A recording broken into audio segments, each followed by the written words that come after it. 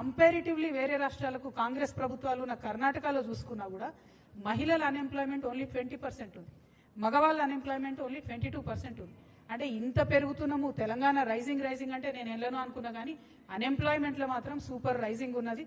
దీనికి మాత్రం కాంగ్రెస్ ప్రభుత్వానికి రాహుల్ గాంధీ గారికి కంగ్రాచులేషన్స్ చెప్తా ఉన్నా. ఎందుకంటే మీరు వచ్చి అశోక్ నగర్లో ఫేకిండ్రు రాహుల్ గాంధీ గారు. మిమ్మల్ని ఇయాలటి నుంచి మా హైదరాబాద్లో సలీం ఫేకు అని ఉంటాడు, ఆయన సినిమాలలో మస్తు నవ్విస్తాడు మనందరిని. హైదరాబాద్ స్లాంగ్ని, హైదరాబాద్ ఫేకుని, ఆ కామెడీని ఆయన మొత్తం ఇండియా వైడ్ పాపులర్ చేసింది. కానీ ఇయాలటి నుంచి మాత్రం మా తెలంగాణ అశోక్ నగర్కి వచ్చి ఫేకినందుకు రాహుల్ గాంధీ గారికి రాహుల్ ఫేకు అని నామకరణం చేస్తున్నాం మేము. కానీ మీరు మా సలీం ఫేకు గారికి సరిపోరు. ఆయనేమో మమ్మల్ని చాలా నవ్విస్తాడు, మీరు మాత్రం మమ్మల్ని ఏడిపిస్తున్నారు. నిరుద్యోగ సమస్యలు ఇంత దారుణంగా ఉంటే ఇక ఎందుకు ఫేకు అంటున్నా విషయం మళ్ళీ ఒకసారి ప్రూఫ్ చేస్తాను నేను ఇప్పుడు మీకు. ఇది రాష్ట్ర ప్రభుత్వం యొక్క, నేను ఇప్పుడే స్క్రీన్ షాట్ తీసుకొని వచ్చిన ప్రెస్ మీట్ పెట్టే ముందు, స్కిల్ డెవలప్మెంట్ యూనివర్సిటీ యొక్క వెబ్సైట్.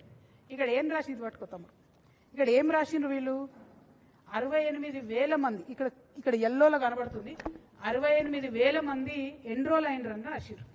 సరే పోనీ కరెక్టా కాదా అని చెప్పి ఫోన్ చేసినాం అదే స్కిల్ యూనివర్సిటీకి. వాళ్ళు చెప్తున్న లెక్కలేంది, 920 మంది మాత్రమే ఎన్రోల్ అయినరని యూనివర్సిటీ వాళ్ళు చెప్తున్నారు. వెబ్సైట్లో ఈ బట్టి గారి ఫేకుడు ప్రచారం ఏంది అని అంటే, ఎందుకు బట్టి గారి పేరు చెప్తున్నా అంటే, ఈయన 3 పారాగ్రాఫ్లు చెప్పారు ఈరోజు బడ్జెట్లో బట్టి గారు. స్కిల్ యూనివర్సిటీ ఇట్లా, స్కిల్ యూనివర్సిటీ అట్లా, దీనివల్ల ఇట్లయితుంది అట్లయితుంది అని చెప్తే నేను ఎంతగానో పైసలు ఇచ్చిన బట్టి గారు అనుకున్నా. ఉట్టి మాటలే, ₹1 కూడా ఇలా స్కిల్ యూనివర్సిటీకి. అక్కడ స్కిల్ యూనివర్సిటీలో పనిచేసే వాళ్ళే చెప్తున్నారు మాకు డబ్బులు లేవు, చాలా దారుణమైన పరిస్థితి ఉంది కాబట్టి ఇట్లా ఫేక్తున్నామని చెప్తున్నారు.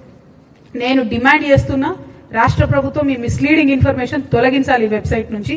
68,000 people are not enrolled in skill university. Only 920 people are enrolled. ఇది మీరు మార్చకపోతే మాత్రం మంచిగా ఉండదు. దయచేసి తప్పకుండా మార్చాలని చెప్పి నేను ప్రభుత్వాన్ని డిమాండ్ చేస్తున్నా. అందుకని బట్టి గారు ఫేక్తున్నారని చెప్తున్నా, నేను ఉట్టిగా చెప్పడం లేదు. ఇంకో బాధాకరమైన విషయం ఏంటి అని అంటే,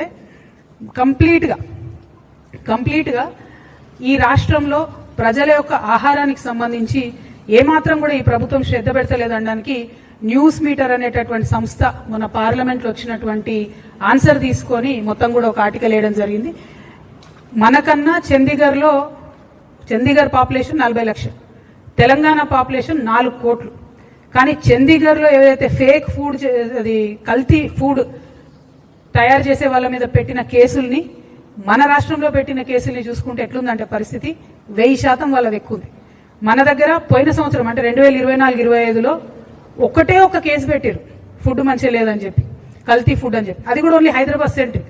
నేను ఇవాళ ప్రభుత్వాన్ని డిమాండ్ చేస్తున్నా, హైదరాబాద్ సెంట్రిక్ కాదు, తెలంగాణ వ్యాప్తంగా కల్తీ జరుగుతుంది. అది నూనె కావచ్చు, పప్పు కావచ్చు, ఉప్పు కావచ్చు, కారం పొడి కావచ్చు, పసుపు కావచ్చు. ప్రజల ఆరోగ్యంతో చెలగాటమాడు